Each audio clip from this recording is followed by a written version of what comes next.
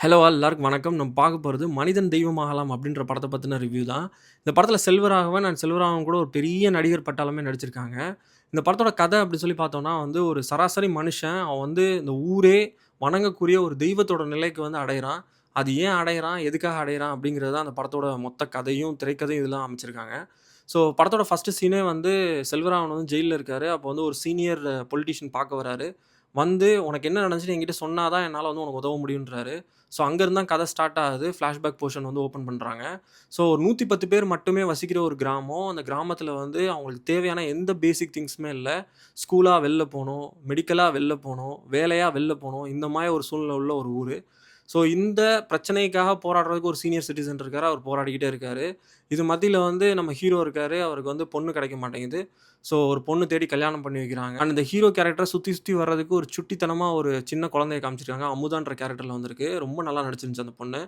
So இந்த மாதிரி கதை போயிட்டு இருக்கும்போது, அந்த கல்யாணம் ஆனதுக்கு அப்புறமேட்டு நம்ம நெக்ஸ்ட் லெவலுக்கு போணும் அப்படின்னு சொல்லிட்டு ஒரு ஹோட்டல் ஆரம்பிக்கணும்னு ஆரம்பிக்கிறாங்க. அதுக்கு பணம் இல்ல, காசு இல்ல. ஸோ அதனால நெறைய இடத்துல வந்து வட்டிக்கு பணம் வாங்குறாங்க. நகைய வச்சு பணம் வாங்குறாங்க. ஸோ அப்ப அக்கா கேரக்டர்ல இருக்கிறவங்க வந்து என்ன பண்றாங்கன்னா, அவங்க முதலாளி கிட்ட போயி ஒரு ரூ. 50,000 கடன் வாங்குறாங்க. அப்ப அவரு குடுக்கும்போதே சொல்லி தான் குடுக்குறாரு. வட்டியெல்லாம் கரெக்ட்டா குடுத்துரு. இல்லாட்டினா பிரச்சனை வரும்ன்றாரு. நான் குடுத்துடுறேன்றாங்க. ஒரு கட்டத்துக்கு மேல நெறையா பெண்கள் வந்து தொலைஞ்சு போறாங்கன்றாங்க. நெறையா பெண்கள் வந்து செத்து போறாங்க.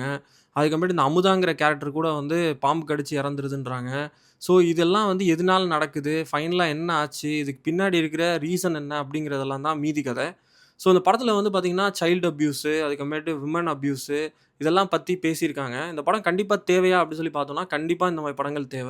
ஏன்னா, இன்னைக்கும் நம்ம பக்கத்தில ஏதோ ஒரு இடத்துல, இல்ல பக்கத்து நாடுகள்ல, நம்ம ஊர்ல எல்லா இடத்துலயுமே நடந்துகிட்டே தான் இருக்கு. இந்த ஹராஸ்மென்ட்டோ, இல்லாட்டி வந்து சைல்ட் அப்யூஸோ, இல்லாட்டி வுமன் அப்யூஸோ. இந்த படத்தோட கதை வந்து போதுமான விஷயமா இருந்தா கூட, அந்த படத்தோட திரைக்கதை வந்து இன்னும் சிறப்பா அமைச்சிருக்கணும். நெறைய இடங்கள்ல வந்து நெறைய சந்தேகங்கள் இருக்கு. ஸோ இவங்க ஹோட்டல் ஆரம்பிச்சுடுறாங்க. ஆரம்பிச்சதுக்கப்புறமேட்டு ஹோட்டல் ரொம்ப நல்லா போற மாரி காட்டுறாங்க. சூரியவம்சம் படத்துல வர்ற மாரி பாட்டுலாம் போட்டு, அதுல வந்து பெரிய ஆள் ஆற மாரி காட்டுறாங்க. ஒரு ரூ. 50,000 பணம் வந்து அவங்களால பெரட்ட முடியலையாங்கிறது ஒரு சந்தேகம். இன்னொரு விஷயம் வந்து அந்த 50,000த்துக்கான வட்டி பணம்ங்கிறது வந்து கம்மியா தான் இருக்க போது. அதை ஏன் வந்து அவங்களால குடுக்க முடியலங்கிறதும் தெரியல. ஸோ ஒண்ணு அவங்க வந்து கஷ்டம் தான் இன்னும் பட்டுட்டு இருக்காங்கன்ற மாரி காமிச்சிருக்கணும். இல்லாட்டினா பணத்த வந்து அவங்க அடைச்சுட்டாங்க. பட் இவங்க கூட வேலை பார்க்குற வேற ஒரு சில பொண்ணுங்களுக்கு தான் அந்த பிரச்சனை நடக்குதுன்ற மாரி காட்டியிருக்கணும். ஸோ இந்த இடங்கள்லலாம் வந்து நெறைய குழப்பத்த வந்து ஏற்படுத்தியிருக்காரு டைரக்டரு. இதெல்லாம் வந்து ஸ்க்ரீன் பிளேல நல்லாவே ஒர்க் பண்ணியிருக்கலாம். அண்ட் இந்த படத்துல வந்து என்ன ரொம்ப கவர்ந்த விஷயம் என்னன்னா வந்து, இந்த படத்தோட மியூசிக் டைரக்டர் தான்.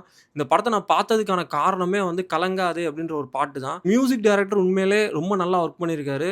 கதையும் ரொம்ப நல்லா இருந்துச்சு. ஸ்க்ரீன் பிளேல மட்டும் தான் கோட்ட விட்டுருக்காங்க.